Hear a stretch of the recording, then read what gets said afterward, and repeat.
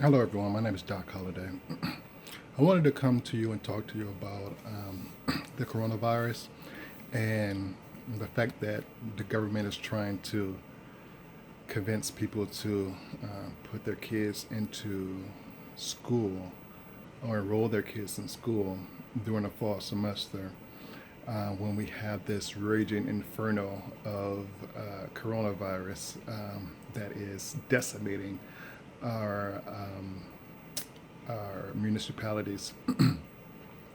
um, First of all, I would like to ask people to use their common sense, even though it appears to not be so common.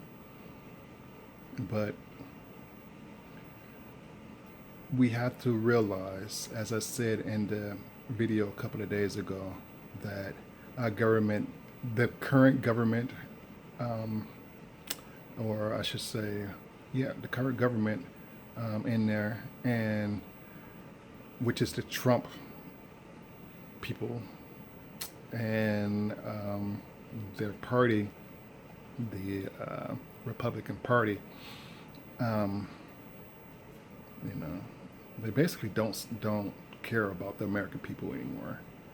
Um, it has been pretty evident that they have pretty much sold their souls to Russia and Donald Trump and I don't know Kim Jong Il or wherever. But that's a different topic. But the basic thing is that you cannot trust as an American citizen. You know that you cannot trust um, Trump. You know that you cannot trust the White House, and for that matter, you know that in most cases you cannot trust anybody in the Republican Party at present. Um, in most cases, especially as it relates to the coronavirus or any national security issues at present. So, where does that lead us? Where does that lead you and me? Where does that lead the American people? Well, unfortunately, being that I said it covers the whole Republican Party, um, you know, it it sort of binds the hands of power in a way, especially being that um, we all know that the Democratic parties are rather inept in their ability um, to exact justice or to do anything that would upset the apple cart, if you will. They would talk the talk as if they don't like what is going on, but they very rarely walk the walk or put any meat behind the talk in which they present. That's rather unfortunate. But I'll say all that to say this: you are all alone in the things that you have to do to protect yourself and your family as it relates to the coronavirus, aka the COVID-19 virus. Um, as all of you know, we have recently reached daily highs, or yeah, um, record highs, and daily reports or daily cases reported.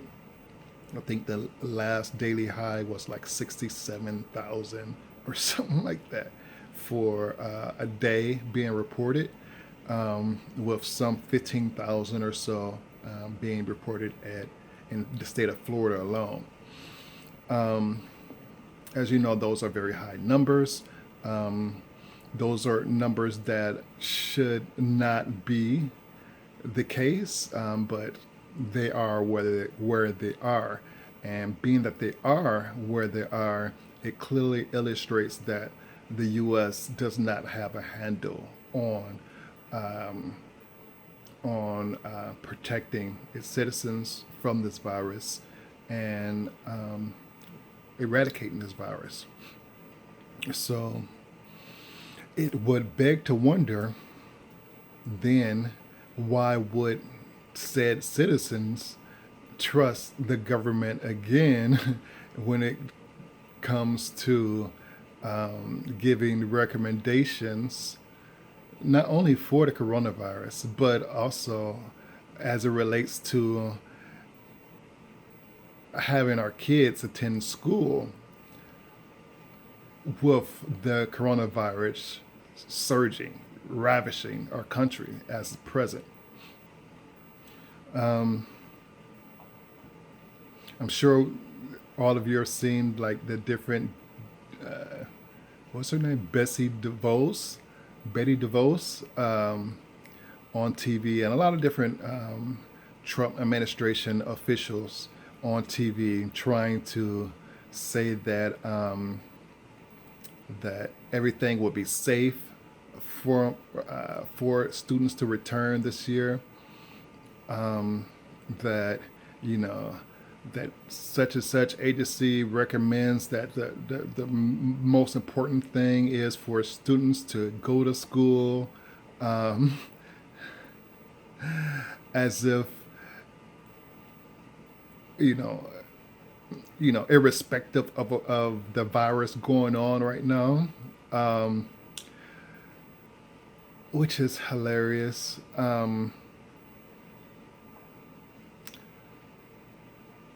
Just as the Trump administration has been touting these things as the coronavirus is going to go away, in a couple of weeks, it'll be down to zero, or, and by this summertime, once the summer hits, the hot weather, the virus will be gone. Just as the administration has made all of those false pronouncements of things that were to happen as it relates to the coronavirus, the country should also expect in the future that any statements coming from the administration would also be laced in BS as well, or excrement as well. So, you have to really take anything that they say with a whole tub full of Epsom salt, because it's that second letter and that snake, and that's not good, because we have currently 1% of the U.S. population that has been infected by the coronavirus. We got 360 million people or whatever in the U.S. 3.6 million people as of today has contracted this virus. Since what was it, the first week of February of this year. That's a lot of people. And unfortunately, there's 3 million people that have been affected with this virus since February. And it's currently like the 11th or 12th of June right now, I think. Let me check the calendar because I might be off. No, it's the 13th of June. I said June. Sorry. Yeah. Way off. It's the 13th of July. I knew that because we just had the 4th of July. I'm not crazy. I just said the wrong thing. So don't hate me for that. Yeah. So that's been six months that we've had this disease going around. Now, unfortunately,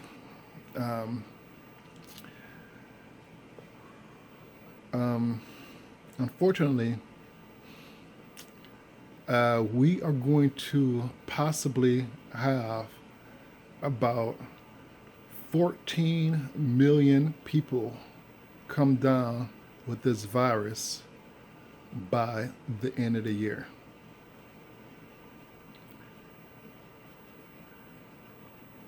That's 14 million additional people that is going to have this virus. So right now we have 3.6 million people that had the virus or whatever. Right now, we're going to have another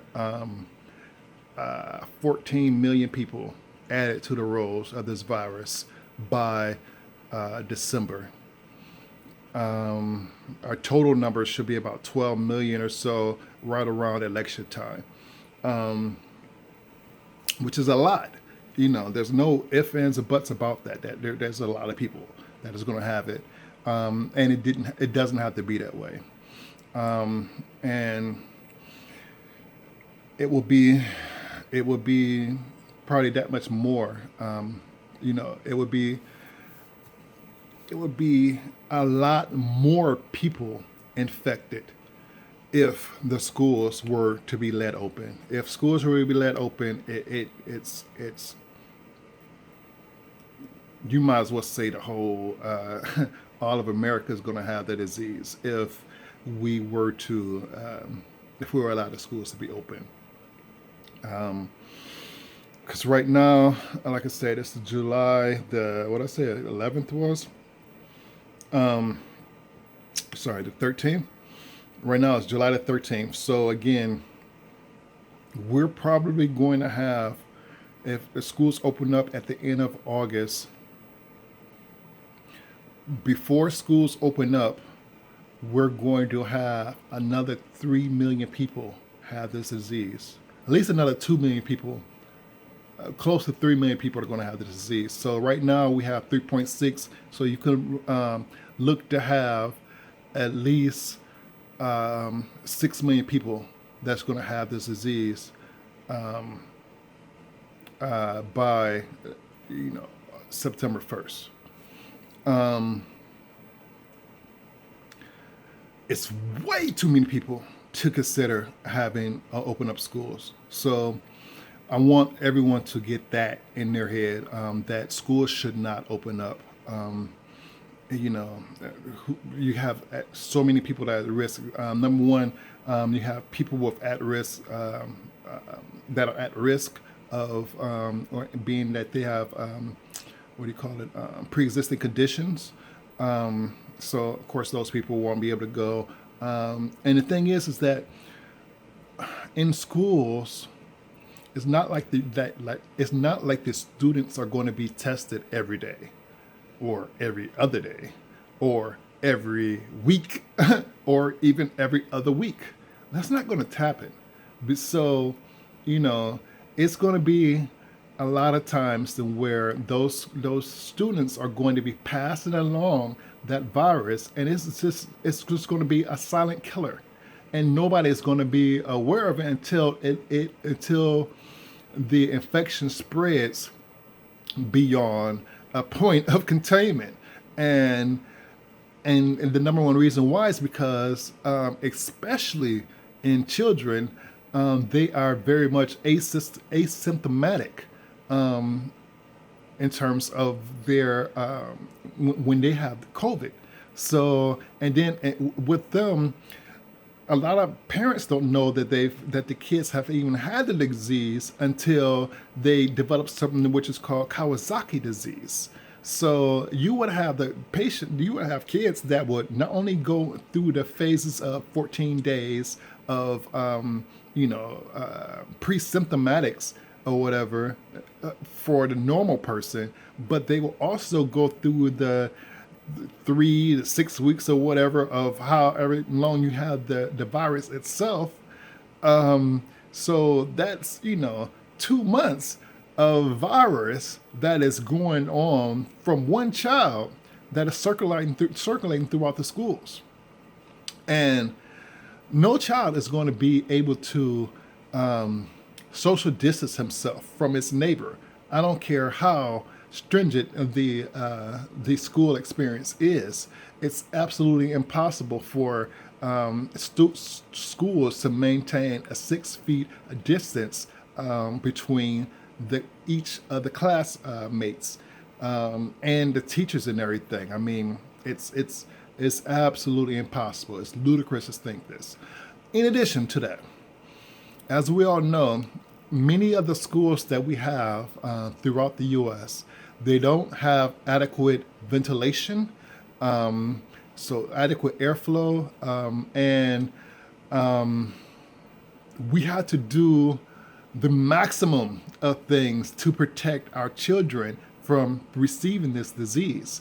And you're not doing the maximum of things if you don't even have proper ventilation in the schools to you know, get normal airflow, yet alone a negative airflow room to suck any possible virus out of the room to keep it from spreading amongst the classmates. So, again, it's very ignorant for them to suggest doing something like that. So, there's that. In addition to that, of course, you have all of the teachers and everything that can become deathly ill from catching the virus. And and you got to think about too, who's going to be at fault? I hate to lie, but who's going to be at fault? When there's wrongful death suits that are filed by, the parents of said teachers who were to be the unfortunate ones who have passed away due to this virus. It's stupid. We don't need this. And then I've seen something on the news a couple of days ago where the Florida governor had suggested that, if we can have Walmart open, what did he say? Walmart or Costco open, we can have the schools open. Again, which illustrates how stupid the Republican Party is in regards to this virus. Number one, both Costco and Walmart have these big, humongous warehouses that they have their stores operating in. The ceilings are like 50 feet in the freaking air. So your likelihood of catching the virus from Walmart is a lot less likely than it would be, or from Walmart or Costco. It's a lot less likely than it is in a school environment. In addition to that, Costco mandates that you wear freaking face coverings while you go into the store. And the schools, okay, they will probably mandate it, but what student is going to follow that stuff? And it's going to be so loose, and then they're not going to keep the mask on at all times. They gotta eat. They gotta eat. How are they gonna eat in the schools? They gotta take their mask off when they eat, right? They gotta breathe and stuff when they eat, right? Like, they're not thinking. And see, okay, you say they're in the cafeterias. Well, now with the social distancing, you can't have everybody in the cafeterias. So a lot of them are going to be eating in their classrooms. So what happens again in your classrooms is if you have a small room, 12 by 12 room or something, you might have, 15 by 15 room, whatever. Then you might have, 10 kids in a classroom. Say if one of them is sick. If one of them is sick, there ain't no ventilation in that room. Within the next week, that whole classroom is going to be sick. The reason why is because what happens is when you talk a lot, like I'm talking right now, more virus is being exposed to that environment, especially if you're a super shedder. And the thing that many of you may not have noticed is that we've had at least two strands of it. We have the original strand, which is the China virus, the Wuhan virus, and we also have another strand, the second strand, which is the Italian strand. And with the Wuhan strand, that Wuhan strand is not as contagious as the second strand being the Italian strand. The Italian strand is a lot more contagious.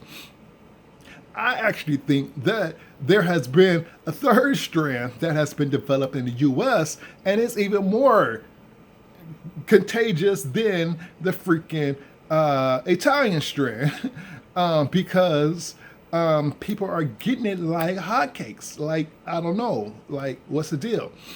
And so I say that to say that, you know, those face masks, just like I mentioned in the previous video, those face masks are not sufficient enough for you to block the virus. Those are paper face masks. A lot of them aren't even N95, and a lot of them, if you put them on, with me, I'm 6'6", so the mask is going to be kind of tight fitting. But if you're 5'6", 130 pounds, those masks are going to consistently slide off your face. Say you got a littler nose or what, like I said, just a smaller frame person, those masks are going to consistently slide off your face, thereby exposing you to coronavirus. A lot of times you see people with the mask just covering their mouth and everything, your nose be visible. That is the wrong thing to do. Because true, you talk out of your mouth, you talk out of your mouth, but you don't breathe, and you don't inhale and exhale out of your mouth. The only time you do that is only when in talking. When you're not talking, you actually breathe mostly through your nose. And so if you have the mask just around your mouth area, you're not protecting yourself from receiving a virus because you inhale and exhale out of your nose. And most time, right now, I'm like, I must have to take my medicine. My nose is stopped up because I think I'm mostly breathing through my mouth right now. So I can tell. Well, at least I think anyway. But anyways, so there's that. But even with my case, the mask is more fitting. However, there are still points around the sides to where you have these big gaping holes, and also up on your, over your nose. A lot of times people could notice it if you have glasses on. If you have glasses on and you wear your mask, a lot of times you will see your glasses fog up because of the moisture from your breath channeling up through the vents of or through the side of your nose up into the glasses. That is another area to where the virus could seep into and also escape from. So it is number one. Oh, let me back up before that. Number one, those masks cannot stop the virus. Put it this way: if you can smell fried chicken through that mask, you can get the virus through that mask. So those blue and white masks, N95 masks or whatever, they may reduce your chances of contracting the virus, but they will not prevent you from contracting the virus. They will not prevent you from contracting the virus. They may be a barrier somewhat, but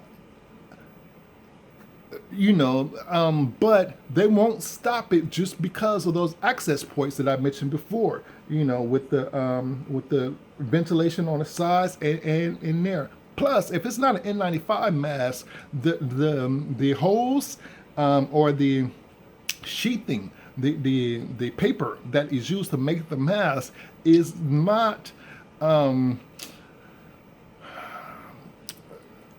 made of the right materials that would prevent the virus from seeping in.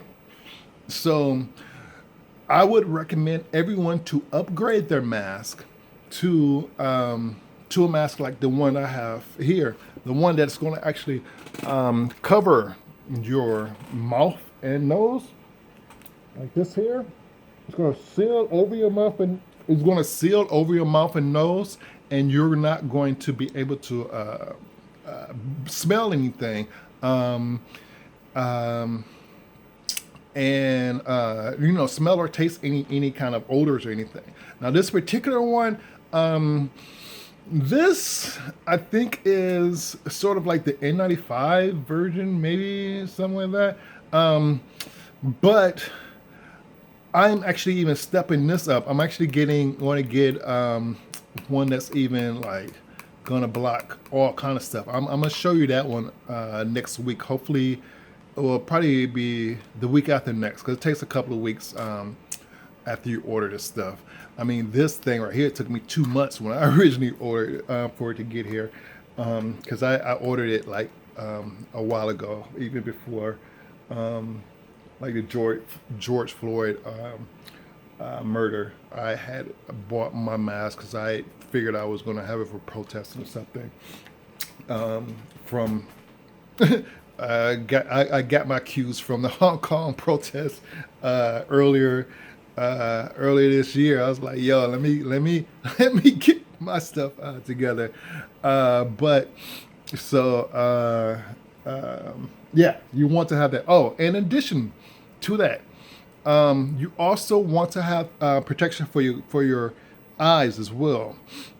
Now, I will say, a lot of people they see me around town and they say, "Oh, where you get that stuff?" And I tell them, they're like, "Oh yeah, well I got mine from Amazon, off of Amazon." But again, it took like 2 months to get it, so you might be able to find it someplace else or something. But back to him, he was like, "Yo, I'm going to get a full-on gas mask or whatever for it." I thought about that as well, but I'm prior military, so I know that that the shields and your gas mask, even in your like, because I instead of buying a full gas mask, I actually bought some goggles as well, some goggles to put on, as well as the mask. I got them independent or separate because I know that the goggles, the mask and a full face mask can fog up, and the only way a lot of times for you to clear the fog in the mask is to really let some air in and everything to you know to dry up the humidity or something, because there isn't a good seal or something in the mask itself. So what would happen then if you're in an environment where there's a virus or something on and your mask fogs up, you would have to take it off. And same thing with the like in a riot situation. The reason why I didn't get it the full face mask originally was because if I was to get sprayed or something, or if I was to get sprayed, it was a situation I had to run or something like that, and then I did condensation or whatever in my mask, and it's like, dang, I can't see for whatever reason. I would have to take off my whole mask in order to clear my vision and stuff, and then leaving myself susceptible from inhaling some of the if it's a protest, a tear gas smoke or something like that, or if it's COVID-19. So that's why I got it separately. I got a separate mask to where if I do have to take off the goggles or whatever, I still have my mask on. So at least I'm going to be protected in that regard. But you want to have the goggles fully covered in your eyes. And the reason why you want to have that is because, again, the virus is airborne. It's airborne, so it's going to be able to enter your body through your eyes. You have mucous membranes and everything in your eyes, itself, and the mucus, the skin, and all that stuff. The virus can get into your eyes, and you can get infected via that way as well. And one other thing I wanted to cover is in regards to the virus. It is really like cigarette smokishly, to where if it is, if like in the schools, for example, if somebody is breathing and things like that, true, they have the, like, I seen it where they had a little like a little clear barrier that's like 2 feet tall or whatever on a desk. That's not going to stop anybody from getting the virus. because it's airborne. So where it's like it floats in the air. It's like smoke or whatever. It would just continuously float in the air, and the more someone sheds, the more substance you have floating in the air, and it's like smoke. It's just like if you were to light a cigarette in the house, and you have smoke filled the whole dang old house. The virus is like that, and it stays like that. For a while, it would slowly decay through time and everything. But you know, that would be a time of days, not of seconds. So you would have to go in there each day and clean up everything, and you that would be tedious. I mean, you all got to look at how many people are getting sick with this. There is so many people getting sick with this disease for a reason, and that is because this thing is highly contagious. And being that it's so highly contagious, I would recommend that the entire country shut down like it should have months ago, and stay shut down until we it's barely a blip on the radar as far as how many people we have on this. For right now, the government, the whole city, I mean the whole country needs to shut down for about 6 months. You might as well just plan on a 6 month shutdown, and you know, government and business executives decide to figure out a way to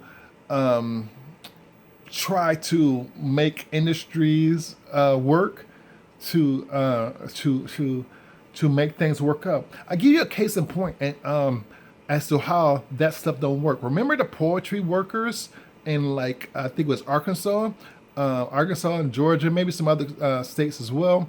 They were in a situation where they were in big warehouses, right? That they have their machines, and they're doing the poultry things.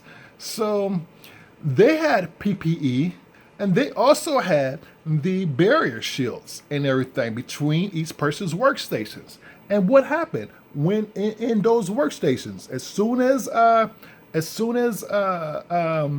one person caught the disease, it quickly spread to other people. And sure enough, before you knew it, the whole dang on factory had to shut down because it was such an explosion of COVID-19 that was present in that workplace. Let's learn from other people's mishaps. Right now, we have to do that. We don't have to go. We should not go the route of half and a half everybody's foot step into this crap. We've had over 3 million people that have experienced how